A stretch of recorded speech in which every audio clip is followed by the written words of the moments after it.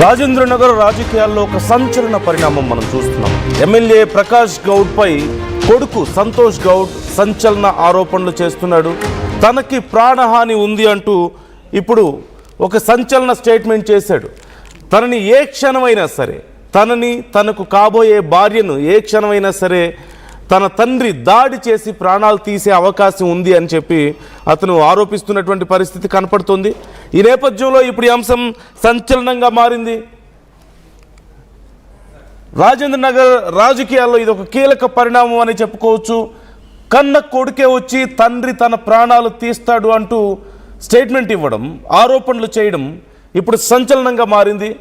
తను ఒక అమ్మాయిని ప్రేమిస్తున్నానని, ఆ యువతి విషయంలో తన తండ్రి ఎంతకైనా తెగిస్తాడు అంటూ ఆయన చెప్తున్నారు. నా తండ్రి ప్రకాష్ గౌడ్ నన్ను ఖచ్చితంగా చంపేస్తాడు అంటూ చెప్పడం మనకు కనిపిస్తోంది. నేను ప్రేమించిన అమ్మాయిని పెళ్లి చేసుకోవడం మా నాన్నకి ఇష్టం లేదు. నాకు కాబోయే భార్య ఇంటిపై అనుచరులతో దాడి చేయించి చంపేందుకు ప్రయత్నిస్తున్నాడు అంటూ కూడా చెప్తున్నాడు సంతోష్ గౌడ్. ఏ క్షణమైనా సరే మమ్మల్ని చంపేస్తాడు, నాకు కాబోయే భార్యకు రక్షణ కల్పించండి అంటూ సంతోష్ గౌడ్ అడుగుతున్నాడు. సో ఒక్కసారి సంతోష్ గౌడ్ ఏం చెప్తున్నాడో చూద్దాం.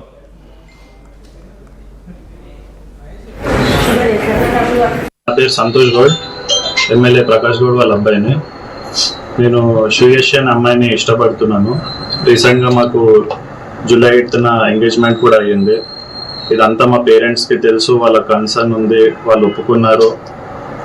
అంటే వాళ్ళు ఓన్గా చేయడానికి అగ్రీ చేయలేదు, కానీ నీకు ఇష్టం ఉంది కాబట్టి నువ్వు చేసుకోవచ్చు, నీకు పర్మిషన్ ఇస్తున్నా అని చెప్పారు. అలా మేము మా అత్తమ్మతో మేము వాళ్ళ ఫ్యామిలీ కలిసి ఎంగేజ్మెంట్ చేసుకున్నాము, పబ్లిక్గా చేసుకున్నాం, అందరికి తెలుసు, ఇంట్లో కూడా తెలుసు అందరికీ. నేను ఆల్మోస్ట్ ఇక్కడ 1 month అవుతుంది ఇక్కడ ఉండి, వీళ్ళ ఇంట్లోనే ఉంటున్నా, మా ఇంట్లో కూడా తెలుసు, అందరికీ తెలుసు. కానీ నిన్న కొంతమంది ఒక 40 members అట్లా మా ఇంటిపైకి ఇక్కడ దాడి చేసినారు. ఆ ఎవిడెన్స్ కూడా మీరు ఇక్కడ వెనకాల మొత్తం అటాక్ చేసినాయి, డోర్ పగిలిన అవన్నీ ఇక్కడ ఉన్నాయి. ఇదంతా ఓన్లీ ఈ మ్యాటర్ అమ్మాయి విషయం వల్ల ఇదంతా జరుగుతుంది. దాన్ని యూజ్ చేసుకొని కొంతమంది మాకు డబ్బులు ఇవ్వాలి అని వచ్చి మా ఇంటిపైన పడి ఉట్టి గేమ్స్ ప్లే చేస్తున్నారు. మళ్ళీ ఫాల్స్ అలిగేషన్, మా అత్తమ్మ మీద ఫాల్స్ అలిగేషన్స్ ఇస్తున్నారు. మొత్తము ఎవరు పడితే వాళ్ళు, తెలియని వాళ్ళు వచ్చి ప్రతి ఒక్కరు 100 members 200 members మేము పిటిషన్ ఇస్తామని ఎవరెవరినో తెలియని వాళ్ళని తీసుకొచ్చి పిటిషన్ ఇప్పించి లోపట వేసి ఏదన్నా చేయాలి అని మొత్తం అది చేస్తున్నారు. నిన్న మేము కంప్లైంట్ ఇవ్వడం జరిగింది, మా కంప్లైంట్ కూడా తీసుకోవట్లేదు. అటాక్ జరిగింది మా మీద, 100కి డైల్ చేసింది మేము, పోలీసు వాళ్ళు వచ్చింది మా కోసము. మేము కంప్లైంట్ ఇస్తే మా కంప్లైంట్ తీసుకోకుండా మా మీద దాడి చేసిన వాళ్ళది కంప్లైంట్ తీసుకొని వాళ్ళది FIR చేసి ఇప్పుడు ఇంకా 50 members 100 members ఎవరో తెలియని వాళ్ళని తీసుకొస్తున్నారు. వాళ్ళు వస్తూనే ఉన్నారు, పిటిషన్లు చేపిస్తున్నారు, మాకు డబ్బులు ఇవ్వాలి అంటారు. అసలు అంతగానం డబ్బులు ఎవరు ఇస్తారండి? ఈ కాలంలో అన్ని గనము ఒక లేడీకి అన్ని పైసలు ఇచ్చినారు, ఏం ప్రూఫ్ తోటి ఇచ్చినారు, ఎవరు ఎట్లా ఇచ్చినారు? అసలు అన్ని ఉట్టి ఫాల్స్ అలిగేషన్స్ వేసాడు కాదు కదా. ఈ మనమ్మ అని ఎవరైతే నిన్న వచ్చి ఇక్కడ గొడవ పెట్టినారో వాళ్ళది కాల్ డేటా నా దగ్గర ఉంది, ఎవరు చేపిస్తున్నారు ఏంది అనేది క్లియర్ గా చెప్తున్నా. ఆ కాల్ డేటా కూడా నా దగ్గర ఉంది, ఇవన్నీ మీకు ఉన్నాయి, నా దగ్గర కాల్ డేటా ఉన్నాయి.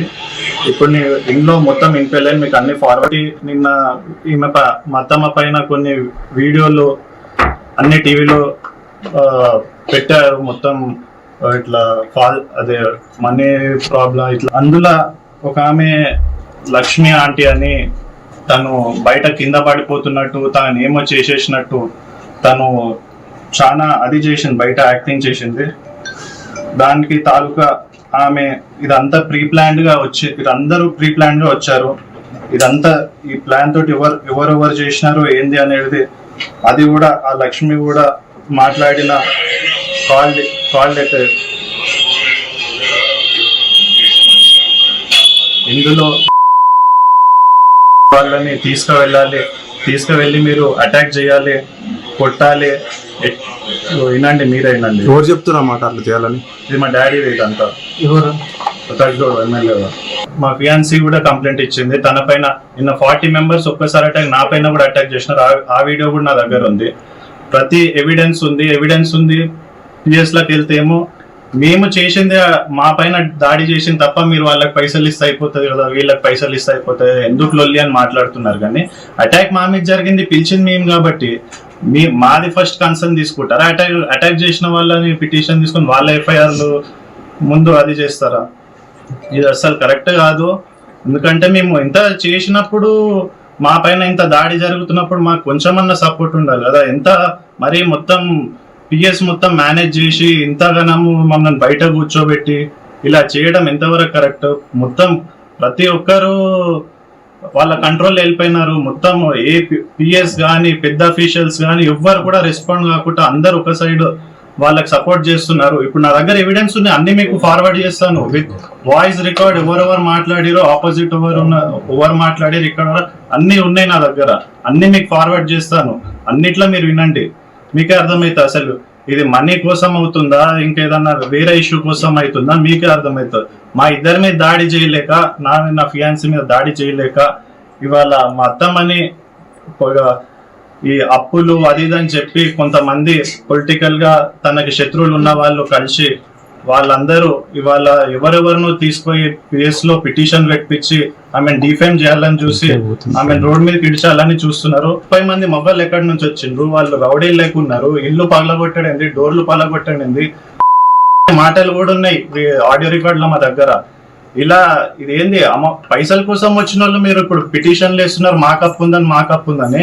అప్పున్నదే మరి అప్పు తీసుకున్న వాళ్ళు రావాలి. కానీ ఇంతమంది రౌడీలు వచ్చి వీళ్ళందరూ అటాక్ చేసి వాళ్ళ డోర్లు పలగొట్టి నా మీద అటాక్ చేసి ఆడపిల్లల మీద అటాక్ చేసి 30 మంది మొబైల్ వస్తే ఫస్ట్ పిఎస్ లో కంప్లైంట్ ఎవరిది తీసుకోవాలి? అసలు క్వశ్చన్ కూడా చేయట్లేదు. అసలు ఇంతమంది వచ్చినారు, ఏమైంది, మీ మీద అటాక్ చేసిరా, మీకేమైంది, ఈ క్వశ్చనే లేదు.